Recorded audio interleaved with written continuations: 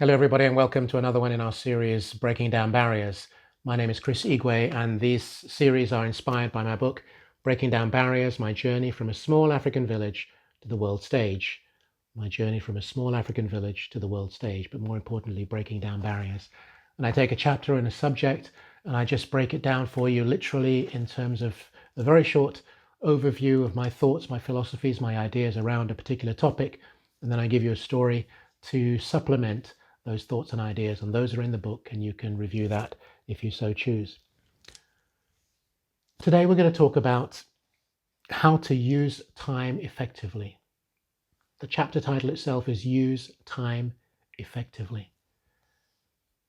It's got to be one of the most important ideas, concepts, and much talked about, much written about. When the people talk about time management, how to use time effectively, what time is, what time isn't. But this notion of time is a foundational piece, in my opinion, for life. I would actually put it to you that time is way more valuable than gold or silver or money. Time is immeasurable.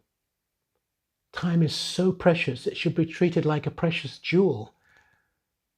Whether you want to describe it as a diamond or any some form of emerald or whatever you want that to be, that you consider to be the most important or the most valuable, conceptualize it for yourself. But time, once lost, can never be recovered. That's the fundamental thing. Time is so valuable, so critical. The time that you spend doing things, are you doing the right things or are you not? Are you doing the wrong things at the wrong time rather than the right things at the right time? How do you use your time? I would encourage you, either after listening to this or even now, just stop it now and just say to yourself, put that list. How are you using time? Are you using it effectively? Let's talk about the flip side. You spend time, we all spend time, watching movies. Netflix, of course, is the great platform that everybody is subscribed to, or many, or Prime Video, whatever it happens to be, whatever your platform, or satellite TV, you watch your programs, whether it's all weekend, or large parts of your weekend, or your evenings. What is it that you spend your time doing which is not valuable? Maybe it's being on social media, scrolling through all your different apps, all your different platforms. Is that time best used? That's the question you have to ask yourself. And then the question is, how can I use that time better? Because you want to have time and use it as your ally, as your friend, not as your enemy. You shouldn't be going around saying, I don't have time to do this or to do that, or I need time to do this or do that. You have the choice. It's your choice as to when you use time and how you use it. So I put it to you that if time is so valuable, why do you waste it?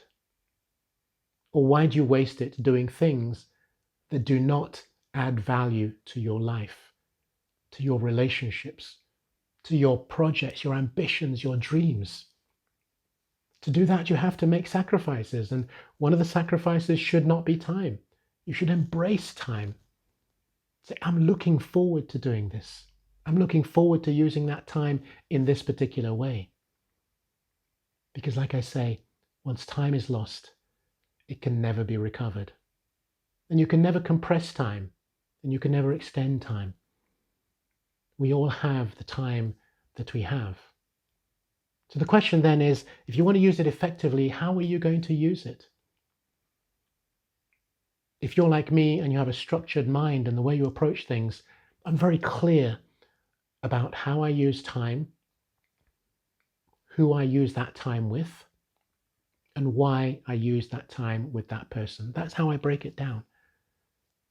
Now, are there times when I just want to relax and chill and, yeah, watch a Netflix movie? My daughter recently told me, Dad, have you watched Ford versus Ferrari, I think is the movie. I haven't yet, but I'm going to. So she wants me to, because on the one hand, that's a value to her. So it allows me then to have a conversation with her around what she saw in that movie and what I see. She knows that I like fast cars. I like Grand Prix motor racing. Those things, so there's a connection point. It's not time wasted. It's going to be time used valuably. Maybe you need to spend time with your children, your spouse, your parents. None of that is a waste of time. That is hugely valuable. It means a lot to them, and it should mean a lot to you as well. So we mustn't minimize the importance of time. If anything, we should grow into it and embrace it. Now, I will warn you that one of the things that sadly we do a lot of is we make the wrong choices about how and when to use our time. But it's a learning process. If you say to yourself, for example, I have a dream, I have a goal, I have a vision, then you work relentlessly to achieve that.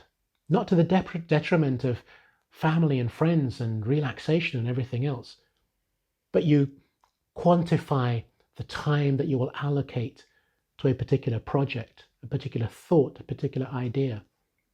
And then you say to yourself, how am I going to use time so that it is working in my favor and it is effective for me? So for example, you wake up first thing in the morning. How do you use that time? Do you go straight into social media and scroll and see what's going on in the world? Do you go into your news apps and see the next bombing, the next killing, the next goodness knows what else? Or are you going to take that time to just get yourself in a space where you are protected and you protect yourself? And you build into that and allow yourself, whether it's meditation, whether it's prayer, whether it's yoga, whether it's breathing, maybe it's just making tea or coffee, but with that reflective moment where you look out the window and as spring starts to come, you look at the flowers growing, you look at the birds flying around. What is it that you are capturing that allows you to slow yourself down, be reflective, to use that time? Because you're going to get into your day, whether you're going out or you're staying in your home office or whatever, taking the kids to school, whatever it happens to be, you will be doing what you need to do, but you have to know how to use time effectively.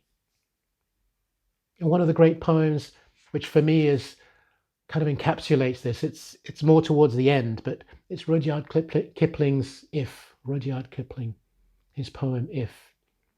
If you can keep your head when all about you are losing theirs and blaming it on you. If you can trust yourself when all men doubt you, but leave allowance for their doubting too. But here's the key part, which is at the end. If you can fill the unforgiving minute with 60 seconds worth of distance run, if you can fill the unforgiving minute with 60 seconds of distance run, yours is the earth and everything that is in it, and which is more, you will be a man, my son. Now let's not get into the whole political thing about man, woman, and everything else. Let's just take it for what it is. How can you fill that unforgiving minute that goes into hours, that goes into days, that goes into months, that goes into years, to fulfill your dreams and objectives? How can you fill that unforgiving minute with 60 seconds worth of distance run? That has got to be your objective. Using time effectively is such a powerful tool that we have to learn and we must use. So I encourage you, find your way of using time more effectively and make the most of it to drive you to the heights of your expectations and ambitions. So until the next time, I hope this has resonated. Please feel free to like, comment, and share. And until the next time, thank you.